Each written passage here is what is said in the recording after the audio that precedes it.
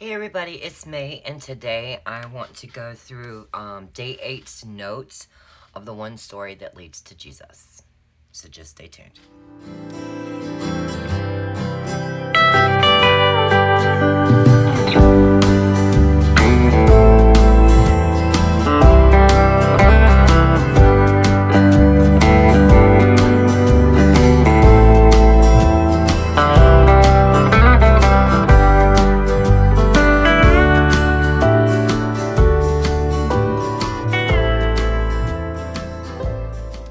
Okay, friends, so I know it's technically day 9, and I'm a little late putting up yesterday's notes, but you know, I do live in the Appalachian Mountains, and Helene has, done some things to our area. And last night, at night, they tend to shut the power off for a few hours while they do some improvements and updates in other areas so that it can be better around here. And last night was unfortunately one of them. I was a little late, and so yeah, I didn't know when the power was going to return, so I just went on to bed. So today we're doing chapters 25 through 28. And when we had left off last night, we see that Isaac and Rebecca are getting married. So now we are back home, with Isaac and Rebecca are living with Abraham's people. And chapter 25 is Abraham's death and his descendants. So we find out here that Abraham took another wife whose name was Keturah. She bore him, it looks like 6 more sons. And before Abraham dies, he blesses them and gives gifts and sends them away to the east, away from Isaac. And when Abraham dies, because he does die here in this chapter, it says, Abraham gave all that he had to Isaac, but the sons of his concubine Abraham gave gifts, and while he was still living, he sent them away from his son Isaac eastward to the east country. These are the days of the years of Abraham's life, 175 years old. And Abraham breathed his last and died in a good old age, an old man and full of years, and he was gathered to his people. So, as you can imagine, there's great mourning for this first prophet, truly first prophet of the Lord. And Isaac and Ishmael, his sons, buried him in the cave of Machpelah, in the field of Ephron, in the son of Zohar the Hittite, east of Mamre, the field that Abraham purchased from the Hittites. There Abraham was buried with Sarah his wife. After the death of Abraham, God blessed Isaac his son, and Isaac settled at Beer-lahai-roi. I think that's how you say it. We've seen that word a lot, and I still cannot pronounce it correctly. So basically, Isaac and Ishmael, they reunite, and they bury him in what we know as the patriarch tomb in the cave of Machpelah. So over here, we remember that Abraham didn't barter. He showed how a follower of God should conduct business, and he gets this cave, and we know it becomes the great tomb of the patriarchs. So we know that Sarah died 40 years ago at this point in the story, and this is the exact same cave, and he is buried in there with them. And later, right down here, we know that God had promised Ishmael 12 princes, and it says, these are the generations of Ishmael, Abraham's son, whom Hagar the Egyptian, Sarah's servant, bore to Abraham. And it lists out all 12 of the princes that was promised to Ishmael. And it says, these are the sons of Ishmael, and these are their names by their villages and by their encampments, 12 princes according to their tribes. These are the years of the life of Ishmael. Ishmael lived 137 years. He breathed his last, and he died, and he was gathered to his people. They settled from Havilah to Shur, which is opposite Egypt in the direction of Assyria. He settled over against all his kinsmen. So basically, this area later is going to become known as Israel. Okay, so now we're down to the birth of Esau and Jacob. And these characters here, Esau and Jacob crack me up a little bit.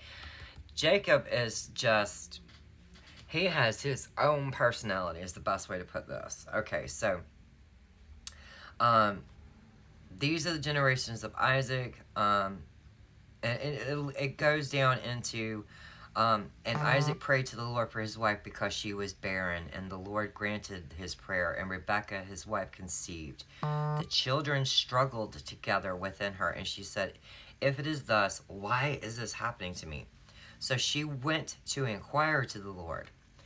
That was very interesting to me, that she went to inquire to the Lord. This makes you really believe that they have like a personal relationship, where she's not just praying, she goes to inquire. So it's just like, it doesn't give a whole lot of information in commentary as to what that means. Like, does she go out into the field? Does she build an altar to pray? Does she directly just look up into the heavens to talk to God? But it specifically says she went to inquire to the Lord, not that she prayed to the Lord. So it makes me believe that Rebekah is a very God-fearing woman, just like we know in this previous chapter, when the bondservant was sent to find her for Isaac, she immediately knows that it's the hand of God in this, that she is to go with him to marry this man of her father's people. So it says, Rebekah, much like Sarah, is barren. So Isaac prays to the Lord, and his prayer was answered. And when she goes to inquire to the Lord, we know that her pregnancy must be very difficult. And so that's why she goes to find out. And it says, and the Lord said to her, 2 nations are in your womb, and 2 peoples from within you shall be divided. The one shall be stronger than the other, and the older shall serve the younger. So we don't know if she clearly understands what the prophecy is, but we know that once it comes time to deliver these children, she now knows, I have twins. Of course, we know by the prophecy that there has to be 2 children. But it definitely opens her eyes up when she gives birth. It says, when her days to give birth were completed, behold, there were twins in her womb. The first came out red, all his body like a hairy cloak. So they called his name Esau. Afterward, his brother came out with his hand, holding Esau's heel. So his name was called Jacob, which means basically heel grabber. Isaac was 60 years old when she bore them. And when the boys grew up, Esau was a skilled hunter, a man of the field, while Jacob was kind of quiet and dwelling in the tents. And Isaac loved Esau because he ate of his game, but Rebekah loved Jacob. So this is the first time you kind of see where the parents are like preferring one child over the other. So Isaac is definitely giving more of his attention, more of his love, more of his respect towards Esau, the firstborn. Whereas Rebekah, she is enamored and loves the most her younger son, Jacob.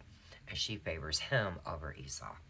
So there's this funny little story here in chapter 25 about Esau sells his birthright. And I was like, are you kidding me? So we have Esau over here, big guy, kind of hairy. He's a good hunter. He knows his way apparently around an axe and what he's doing to hunt. So it says, once when Jacob was cooking stew, Esau came in from the field, and he was exhausted. And Esau said to Jacob, let me eat some of that red stew, for I'm exhausted. Therefore his name was called Edom. I'm not sure what they're talking about when they say that. And that's something good. So hang on, let me find out. Okay, friends, so, I had to know what that meant, and I also wanted to check something here, because as I was reading it to you, I was like, it made me think. Okay, so down here let's go back for a second, where Rebekah goes to inquire to the Lord, and he gives her the prophecy of 2 nations are in your womb, and 2 peoples from within you shall be divided. And it says, behold, there were twins in a room. It's the way it's worded here, she may have took that she was going to be having more than one child, but like not necessarily at the same time. You got what I'm saying? So it may not have been clear to her that she was actually carrying twins, but when it comes time for her to conceive, it was. So I had to go back and look at that. I was like, is like this the first time there's twins? But it doesn't say that. But it could be that Rebekah had thought, I'm going to have this child, and I'm also going to have another child. Maybe didn't put together that she was having them, right this minute with twins. I'm not really sure. There's not, like I said, there's not a lot of commentary, but I did try to look that up a little bit more. So, therefore his name was called Edom. What it means is he had said, let me eat some of that red stew. And we know the first came out red. So the color red is basically what the word Edom translates to. And the reason it's associated so much with Esau is because he was born red all over. He sells his birthright for the red lentil stew. And later the Edomites settle, the land of Edom is known for the red sandstone formation. So anytime we see, like in the Old Testament, red, it's going to somehow correlate and refer back to Esau. So let's keep going on here when he sells his birthright. Okay, so he says, let me eat some of that red stew, for I'm exhausted. And Jacob said, sell me your birthright now. Esau said, I'm about to die. Of what use is that birthright to me? Jacob said, swear to me now. So he swore to him and sold his birthright to Jacob. Then Jacob gave Esau bread and lentil stew. And he ate and drank and rose and went his way. Then Esau despised his birthright. Thus, Esau despised his birthright. So it's like, wow. He's like, what do I need my birthright for? Yeah, I'll swear it to you. I'm starving. If I'm going to die, I'm so, starved, then I don't need my birthright. It's just like, wow, that's where your brain is. So some of the notes that I had wrote down here is the Lord gives a prophecy about the two nations in her womb that will be divided.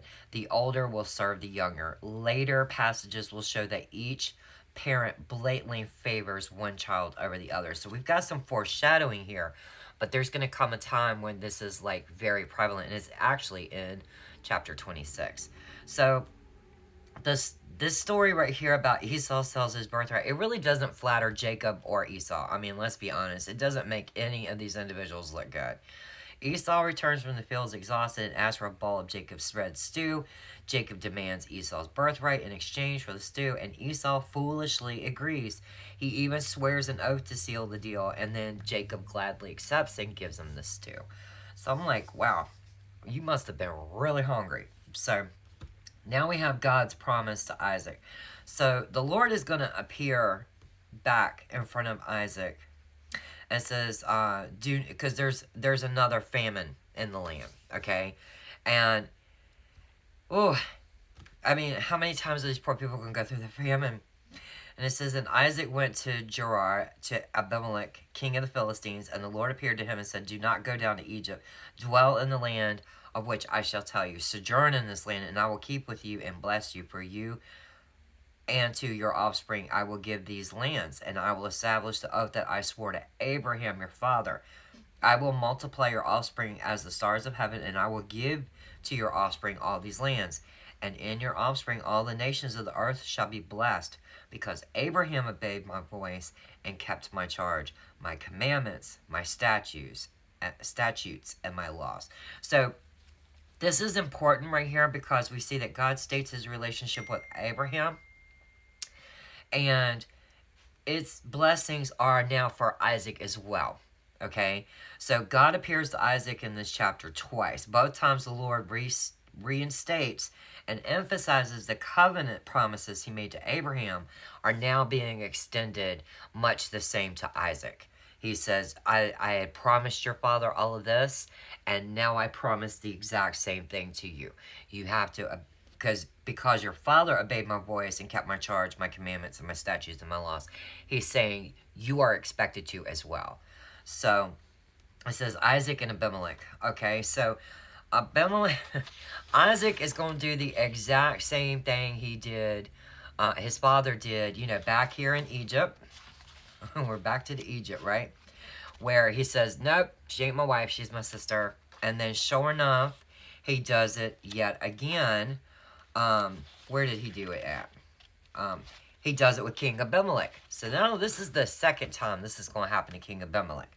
Now, we don't know if this is the exact same King Abimelech, but it leads a person to believe that yes, it is. Because I feel like if you're going to give the commander in the Bible the same name, Fickle, I can't remember how it was pronounced, as well as Abimelech, it makes you tend to believe that this is the same king. If not, we all know that as fathers have sons, they extend their name down the line, like junior, third, fourth, who knows. But however, the Bible states that it's King Abimelech, and it also names the same commander that had went to him when he was confronting, where are we at? When he confronts Abraham with his commander, Michael. So the famine once again comes to the land, and the Lord appears to Isaac and tells him not to go into Egypt, but to go to the land of the Philistines and settle in Gerar. Isaac follows his father's footsteps and says to the men that inquire that Rebekah is his sister. He is afraid they will kill him and take her away from him. The same failure Abraham made twice, Isaac is now making. Okay? And so it says that when he had been there a long time, Abimelech, king of the Philistines, looked out of a window and saw Isaac laughing with Rebekah, his wife. Now, we know that back in the day, you couldn't just be hanging out with a girl, making her laugh and giggle. That's seen like flirting. You would have to be in an intimate relationship with someone to be allowed to do that without it being calling the woman's dignity and honor into respect. So that chance, that the chance looking out the window and seeing this transpiring between Isaac and Rebekah, King Abimelech knows right there, no, she is not your sister, that is your wife. So, behold, she is your wife. Then, how then could you say she is my sister? Isaac said to him, because I thought, lest I die because of her. Abimelech said, what is this that you have done to us? One of the people might easily have lain with her, with your wife, and you would have brought guilt upon us. So Abimelech warned all the people, saying, whoever touches this man and his wife is surely going to be put to death. He doesn't want dishonor brought on him. So I put down here, the king himself catches Isaac and Rebekah being intimate and is furious. I mean, he really is. And he was when he went to Abraham. He was like, he just flat out goes, what did I do to you to make you lie to me? And that's basically what he's doing right here to Isaac, is why would you do this? You know, you could have brought shame on my entire kingdom, and it was for no reason, you know. And so his because Isaac's lie could have brought guilt on his kingdom, the king decrees that anyone that harms them will be killed. And we see here that, you know, Isaac is busted in his lie to the king that and to the people that she's his sister, just like Abraham. God had made sure that Abraham's lie was uncovered, that that Sarah was actually his wife and not his sister. So God demonstrates he will protect Isaac, fearful and faithless or not, because that's what the problem was with Abraham, is he was afraid as well. Okay, sorry about that. So we have to remember that we're in a time of famine, and that's why Isaac is there. And it says, Isaac sowed in the land and reaped in the same year 100-fold. The Lord blessed him, and the man became rich and gained more and more until he became very wealthy. He had possessions of flocks and herds and many servants, so that the Philistines envied him. Now the Philistines had stopped and filled with earth all the wells that his father's servants had dug in the days of Abraham, his father. So basically we see here that, you know, God has told him, don't go into Egypt during this famine. You go over here to the land of the Philistines and settle in Gerar. And he does. But that's also where Abraham had been living for a long time, as we remember. And of course they had dug wells and things for their herds and their flocks and for their own selves. And so we see here that, you know, the Philistines has stopped and filled all those wells back up with earth, and there's no water to be had. And so it says, and Abimelech said to Isaac, go away from us, for you are much mightier than we. So basically, in this time of famine, everyone is losing everything they have. They don't have enough water. They don't have anything to really, you know, grow their flocks, feed their livestock, feed their own selves, get enough water. There was just, you know, they couldn't do it. And here's Isaac. He's getting everything like 100-fold. He's got no worries, and he's becoming richer and richer and wealthier and wealthier. And finally, Abimelech and the people are like, we don't like him. We're upset with this. Get out of here. So it says, so Isaac departed from there and encamped in the valley of Gerar and settled there. And Isaac dug again the wells of water that had been dug in the days of Abraham his father, and the Philistines had stopped after the death of Abraham. So he goes and he gets the dirt out of all the wells. And he gave them the name that his father had given them. But when Isaac's servants dug in the valley and found there a well of spring water, the herdsmen of Gerar quarreled with Isaac's herdsmen and said, the water's ours. So he called the name of the well Esek, because they contended with him. And then they dug another well, and they quarreled over that also. And so he called its name Sitnah. And he moved from there and dug another well. And they did not quarrel over that one. So finally, the third well is the charm. So each time he digs one in the valley, they're like, nope, that's our water. And he's like, okay, and he just moves on. Digs another one, nope, that's our water. And he's like, oh my gosh, okay. So he moves on to the third one, he gets water, nobody's arguing, and he's good to go. So he called its name Rehoboth, saying, for now the Lord has made room for us, and we shall be fruitful in the land. And that's one of the reasons why he just kept moving on along, is so that, because he knew according to God's will, they would find the right area for them to be in. And that's what he is saying here. And so the Lord, from there he went up to Beersheba, and the Lord appeared to him the same night and said, I am the Lord, I am the God of Abraham, your father. Fear not, I am with you, and I will bless you and multiply your offspring for my servant Abraham's sake. So he built an altar there and called upon the name of the Lord and pitched his tent there. And there Isaac's servants dug a well. Okay, so he's got them starting on this well, right? And now we're going to see that Abimelech comes to him. And it says, when Abimelech went to him from Gerar with Azureth, his advisor, and Phicol, the commander of his army. So that's why it makes me think that maybe we're going a little bit back in time. But it doesn't say, 20 years previous or something like that. But it does name the same king and the same commander. Isaac said to them, why have you come to me, seeing that you hate me and you sent me away from you? They said, we see plainly that the Lord has been with you. So we said, let there be a sworn pact between you and us, and let us make a covenant with you, that you will do us no harm, just as we have not touched you, and have done nothing to you but good, and have sent you away in peace. You are now the blessed of the Lord. So very much like Abimelech had done with Abraham, he wants to make like a peace treaty. Okay? And it says, so he made a feast, and they ate, and they drank. In the morning they rose early and exchanged oaths, and Isaac sent them on their way, and they departed from him in peace. That same day Isaac's servants came and told him about the well that they had dug, and said to him, we have found water. It is called Silba, therefore the name of the city of Beersheba to this day. So it means oath is the name that he named it, basically because he had sworn an oath, him and King Abimelech. And when Esau was 40 years old, he took Judith, the daughter of Beeri, the Hittite, to be his wife, and Basmath, the daughter of Elon, the Hittite, and they made life bitter for Isaac and Rebekah. So basically that last part right here is that Esau is taking wives from the Hittites, and I believe that they are also considered Canaanites, and he's not taking them from his father's family, much like we've seen that Isaac had done, and we know that later it will be the same thing he wants Jacob to do. So it does not say how they make their lives bitter. It doesn't say that it was brought to Esau's attention, and the reason I'm pointing it out at the moment is because that does come back to us in a few minutes. So I wrote over here, the Lord blesses Isaac in the season of the famine. He becomes so rich and powerful that all disputes about water rights crop up with the kings, and the king sends Isaac and his people away for being much mightier than the Philistines. And Abimelech visits Isaac and proposes a peace treaty between them, and Isaac agrees. To honor the treaty, he names the well Sibah.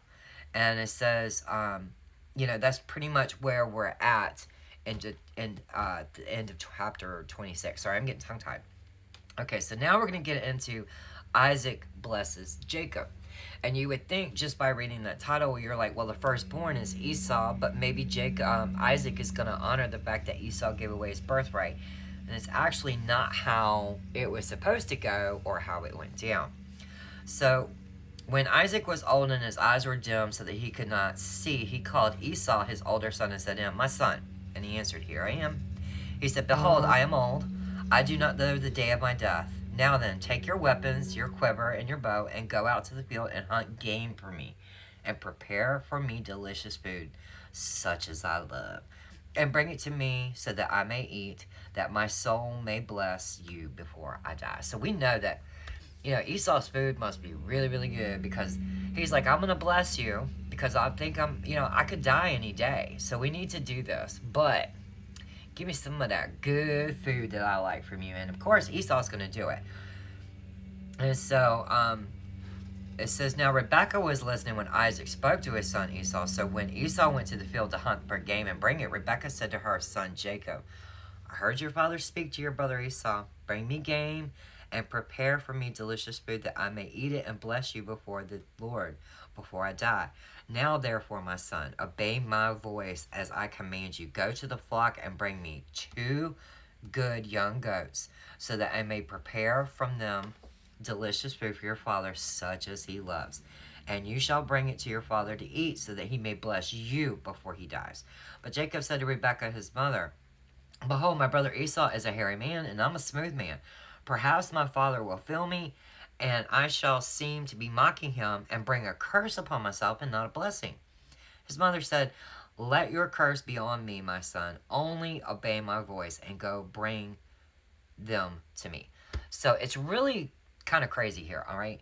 She's telling him, look, your father's told Esau if he goes out there and he hunts and he makes some good food and he eats it, he's going to bless him, because he's afraid he's about to die soon. And he wants to do this for his brother. He wants to give him a blessing from the Lord. And no, you go get 2 goats. I'll cook it real good the way he likes it. And you go in there and get it. And so when he says, Behold, my brother Esau is a hairy man and I'm a smooth man, he already knows they're going in there to trick Isaac. There's no question about it. He knows that that's what the deal is. He doesn't say, wait, is this even right? Only thing he's worried about is, what if I don't get a blessing and I get a curse? And she's like, if you get a curse, it's on me, not you. And so they set out to actually do this. And so I put, Isaac is getting old and he wants to give his blessing to Esau, but Rebekah interferes on that behalf of Jacob. Isaac tells Esau to go hunt and prepare him a delicious meal, and once Isaac eats it, he will give to Esau his blessing. Rebekah overhears them talking and wants Jacob to receive the blessing instead of Esau. She convinces Jacob to pretend to be Esau, okay? So Rebekah prepares the food, and Jacob dresses in Esau's clothes to make him smell like his brother. And Rebekah covered his hands, neck, and arms with goat skin to make him feel hairy. And we know by these actions alone, they're being purposely deceitful. There's no other way around it. They are setting out to lie to Isaac. They are committed to this lie and to pulling off basically this trick to get Jacob the blessing that Isaac intends for Esau.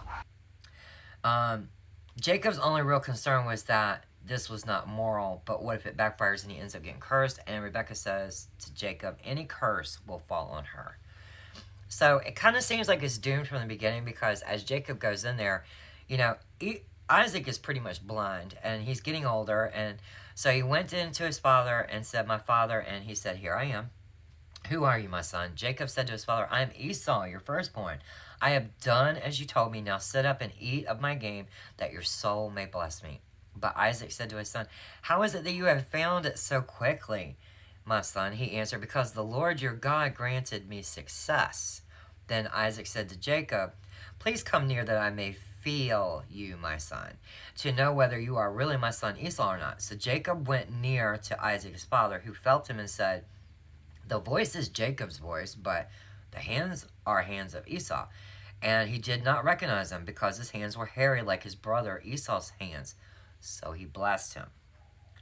He said, are you really my son Esau? He answered, I am. And then he said, bring it near to me, that I may eat of my son's game and bless you. So he brought it near to him, and he ate, and he brought him wine, and he drank. So The reason I said it's kind of doomed from the beginning is because he's like, I know what Jacob's voice sounds like, but I'm kind of really confused because the food smells really good. This is what I know from Esau, as he gives me that delicious meal of his game, and your hands are hairy. Yeah, so he really thought it, and he says, then his father Isaac said to him, "Come near and kiss me, my son." So he came near and kissed him, and Isaac smelled the smell of his garments and blessed him and said, "See, the smell of my son is as the smell of a field that the Lord has blessed." So he was not only saying, okay, well, I gotta see one more time. Is this really Esau or is it Jacob? So when he tells him to come closer and kiss him, he can smell the clothing that Jacob's wearing that's Esau's. And that kind of convinces Isaac right there that, yeah, I don't know why he sounds like Jacob, but this is definitely Esau. So he said, "May God give you of the dew of heaven and of the fatness of the earth and plenty of grain and wine. Let people serve you and nations bow down to you. Be Lord over your brothers, and may your mother's sons bow down to you. Cursed be everyone who curses you, and blessed be everyone who blesses you." Okay? So as the son of Abraham, Isaac knows that because of the promises from God that were Abraham's, and now God has appeared to him twice and said, the covenant I have with your father, I have always intended everything should produce and come from you. This covenant between your father and I now extends over you as well. So Isaac's prayer of blessing carries the weight of certainty. Isaac knows God will bring his blessing to pass. He prays for good wealth and grain and the fat of the land, and he prays for him to be the Lord over his brother and all nations. And finally, all that bless or curse him will receive the same in return. So as soon as Isaac had finished blessing Jacob, when Jacob had scarcely gone out from the presence of Isaac, his father, Esau, his brother, came in from hunting. And here's where Isaac starts freaking out. He starts shaking really violently. He gets really upset because he realized Jacob just duped me. He took Esau's blessing, but it says Esau returns with his own meal, and Isaac realizes he was lied to by Jacob, but says that the blessing will stand, that Jacob will be blessed. And Esau is distraught. He starts getting so upset. He's like, "I cannot believe he did this, that he lied to you. Do you not have any kind of blessing for me?" It says Esau is so distraught and tells of Jacob cheating him out of his birthright for the stew. So it kind of seems like, you did sell your birthright. You have lost that blessing that will go along with your birthright because he did swear an oath. So then he mocks the meaning of Jacob's name by saying that Jacob's name can mean cheater, or he lies, or usurper. And Esau begs his father for some kind of blessing of his own. But what he gets in return for asking that seems more like a curse. It says, "Behold, away from the fatness of the earth shall your dwelling be, and away from the dew of heaven on high. By your sword you shall live, and you shall serve your brother.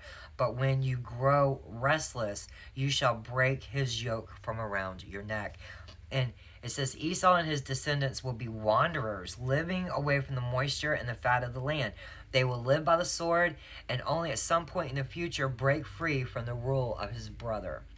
And this is going to foreshadow some events in the book of Obadiah, okay? But we'll get back to that later.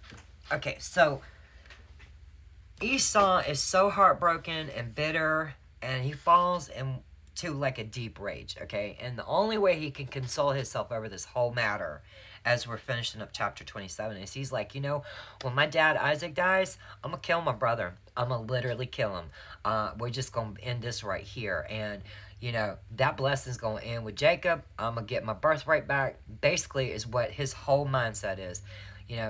You're safe while dad's alive in his mind. But as soon as his daddy goes, so does your blessing. And Rebecca, she's told, this is how your brother is consoling himself with this whole deception that we put out there. So it says, now Esau hated Jacob because of the blessing in which the father had blessed him. And Esau said to himself, "The days of mourning for my father are approaching, and then I will kill my brother Jacob." But the words of Esau, her older son, were told to Rebekah. So she sent and called Jacob her younger son and said to him, Behold, your brother Esau comforts himself about you by planning to kill you. Now, therefore, my son, obey my voice. Arise, flee to Laban, my brother, in Haran, and stay with him for a while until your brother's fury turns away, until your brother's anger turns away from you, and he forgets what you've done to him. And then I will send and bring you from there. Why should I be bereft of both of you? Why should I be bereft of you both in one day? So she's really afraid that if he doesn't leave, she's going to lose him because, he's going to die.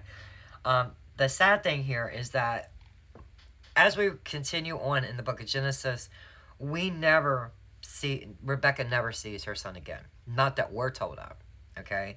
So, and this is, I would take it, her punishment for the lie that she had Jacob, but the lie between her and Jacob to, tell to Isaac to get that blessing for Jacob. So, by deceiving and outright lying and plotting against Isaac for Jacob's benefit, it seems that her punishment is that she never gets to see Jacob again once he leaves. And then it says, Then Rebekah said to Isaac, I loathe my life because of the Hittite women. If Jacob marries one of the Hittite women like these, one of the women of the land, what good will my life be to me? So it seems like Jacob doesn't really want to leave. Okay, at the beginning here in chapter 28. And it says, Isaac called Jacob and blessed him and directed him. You must not take away from the Canaanite woman. Arise, go to Padaram, to the house of Bethuel, my mother's father, and take as your wife from there one of the daughters of Laban, your mother's brother. God Almighty bless you and make you fruitful and multiply, that you may become a company of peoples. May he give the blessing of Abraham to you and your offspring with you, that you may take possession of the land of your sojournings that God gave to Abraham. Thus Isaac sent Jacob away, and he went to Padaram to Laban, the son of Bethuel the Aramean, the brother of Rebekah, Jacob and Esau's mother. So we see that, in time, when he told Esau up here, your brother's blessing is going to stand, we see that Isaac is not, so mad at Joseph that he doesn't want the best for Jacob, that he doesn't want the best for him. He's like, yeah, you need to leave, okay? So basically, Rebekah's like, you need to leave because Esau is going to kill you once your father dies. But she goes into Isaac and she convinces Isaac that he needs to send Jacob away. Not because Esau wants to kill him. She would never tell him that. She's like, it's time for Jacob to take a wife. Let's send him over back to my brother so that he can pick a wife from my brother's family, from my own family. And so it says, now Esau saw that Isaac had blessed Jacob and sent him away to Padaram to take a wife from there, and that he blessed him. He directed him, you must not take a wife from the Canaanite women. And then Jacob obeyed his father and his mother and had gone to Padaram. So when Esau saw that the Canaanite women did not please Isaac his father, Esau went to Ishmael and took as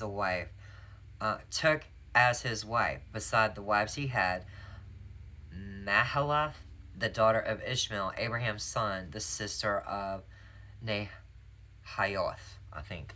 Y'all, these pronunciations are getting me. So basically, where we were talking about back here, that Esau's two wives were making Isaac and Rebekah's life it was difficult. We see here that it's possible that Esau had no idea. Okay, so I put Esau learns that Isaac commanded Jacob not to marry a Canaanite woman, and he goes to Ishmael, Isaac's half brother, and takes a third wife, possibly to try to gain some approval from Isaac. It's like it kind of dawned on Esau when he heard that and realized, they're sending Jacob over here to get a woman that's not a Canaanite, and I didn't even think about that. So he tries to make things right and goes and gets a third wife that's, from his dad's half-brother's people. So it says down here, Jacob's dream. Now, if you've ever heard of Jacob's ladder, okay, that's this section right here in chapter 28. It says, Jacob left Beersheba and went toward Haran and came to a certain place and stayed there for the night because the sun had set. Taking one of the stones of the place, he put it under his head and lay down in that place to sleep. And he dreamed, and behold, there was a ladder set up on the earth, and at the top of it reached to heaven. And behold, the angel of God were descending and descending on it. And behold, the Lord stood above it and said, I am the Lord, the God of Abraham your father, and the God of Isaac.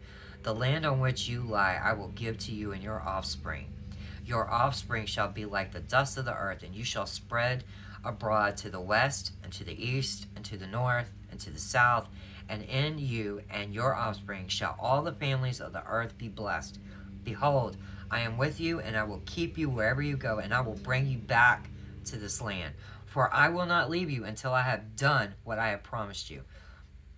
So where we see back here that he says, God Almighty bless you and make you fruitful and multiply you, that you may become a company of peoples. May he give you the blessing of Abraham to you and your offspring with you, that you may take possession of the land for your sojournings that God gave to Abraham. Is exactly what's being told down here to Jacob in his dream, when he sees this ladder or this staircase leading right to heaven with angels going up and down it and God standing above it. Sure enough, God is telling him in his dream exactly what his father had hoped the Lord would appear and tell him. So it says, then Jacob awoke from his sleep and said, surely the Lord is in this place, and I did not know it. And he was afraid and said, how awesome is this place? This is none other than the house of God, and this is the gate of heaven. So early in the morning, Jacob took the stone that he had put under his head, and he set up for a pillar and poured oil on top of it. He called the name of that place Bethel. But that name of that city was Luz at the time. Then Jacob made a vow, saying, if God be with me, and he will keep me in this way that I go, and he will give me bread to eat and clothing to wear, so that I come again to my father's house in peace, then the Lord shall be my God, and this stone for which I have set up for a pillar shall be God's house. And of all that you give me, I will give a full tenth to you. So basically, he wakes up and he's just like, I got the same blessing as Abraham and my father. And he goes, and this must be a really holy place. It's like the gate to heaven. So he commemorates it by setting up a pillar with the stone that had been under his head when he dreamed the Lord talking to him. And he says, if you do bring me back, to my father's homeland in peace, I guess he's talking about Esau. And he goes, and you make sure I've got food to eat and clothes to wear, and you take care of me, I will give you a full tenth of everything that you give me. So on the road to Mesopotamia, apparently alone, Jacob is forced by nightfall to bed down on the ground. The Lord appears to Jacob in a dream, atop a ladder or a staircase, connecting heaven and earth. The Lord repeats to Jacob some of the very same promises in the same words he said to Abraham. He will give the very ground he's sleeping on while he's dreaming. Jacob's offspring will spread like dust in every direction. The Lord promises to keep Jacob safe wherever he goes and to bring him back to the promised land. The Lord will not leave Jacob. So Jacob wakes up overwhelmed by awe and fear. He makes a powerful connection between the Lord's appearance and the place he slept. And he calls the place Bethel, which means house of God. Jacob vows to God that if he brings him back to his father's house in peace, he will give him 10% of all he has. And that is where we are going to end up. We've lost Abraham. It seems like we're about to lose Isaac. Esau is distraught with Jacob taking his birthright and his blessing. But Jacob has been sent to Laban, Rebekah's brother, to find a wife. And Rebekah and Jacob know it is also to escape Esau's wrath. So that was chapter, 25 through 28. And I'm sorry it's a day late. And I'm sorry about all the interruptions during the daytime. That's why I try to film it at night. But look for this evening, day 9. And I hope that you guys enjoyed it. And so until the next video, y'all have a great day. Bye.